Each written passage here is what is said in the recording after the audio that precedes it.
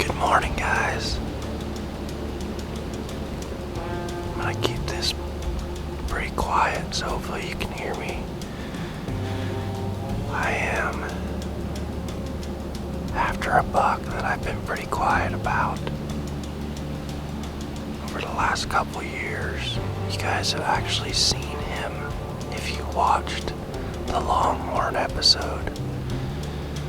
So the year that I shot Longhorn, a really nice young buck showed up. I actually snort-wheezed in right underneath the tree when Alex was filming me in a real tall rack. And he reminded me a lot of a deer I called clear back in 2012 called Touchdown. And if you guys remember or watched the November project, you know a lot about that deer. Fast forward, now this deer we now call Touchdown 2 or TD2 has blown up into a stud of an 8-pointer. And he reminds me a lot of Touchdown. He's not quite as big as Touchdown was, but he's got the same frame and same genetics. It's really cool to see. So we are in here after him, and there's a lot of buck signs starting to show up. There's a really, really good 10-pointer in here also that I would probably shoot if he comes in. So we will see. We will see.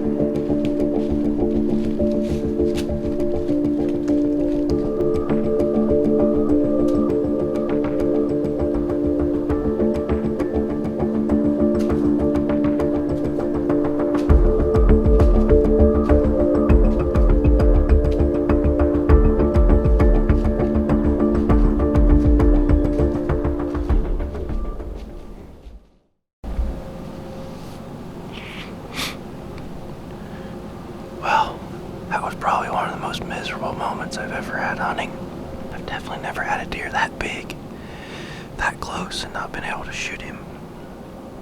It all just happened too fast. There's nothing I could do. I had too many deer around to move. I literally did my opening interview, looked up. I was filming a leaf right here. And here comes a small buck. And I heard something, and I turned around and I looked behind me, and there's a bunch of does. And then I hear heavy footsteps to my right. And I look, and the big 10 I was telling you about that I said I would probably shoot is sidestepping, ears pinned back, coming right to the tree. And he literally came 3 yards right below the tree. And I grabbed my bow and spun around as slowly as I could, and the camera arm was in the way. I could not draw. There's nothing I could do. I honestly considered coming in here this morning with nothing but action cameras. I was going to put a GoPro on my bow and put a couple in the tree here with me, and I wish I would have done that because I probably could have killed that deer. This camera arm really hurt me there. And then he went back here and tried to rub on a big tree, and he actually circled around over here. He's about 35 yards. I don't know if I got any footage of him or not. I was too flustered. But if I'd have been sitting down, I think I could have shot. I had one hole over there, but when I was standing up, I couldn't see. That deer's way bigger than I thought he was. As you can tell, I'm pretty shook up. I think I picked the right tree, though. Jiminy Christmas. What a deal. They all just kind of moved off. Another really nice young buck come through, too. Wow. Hopefully they'll come back through, or maybe TD2 will come walking through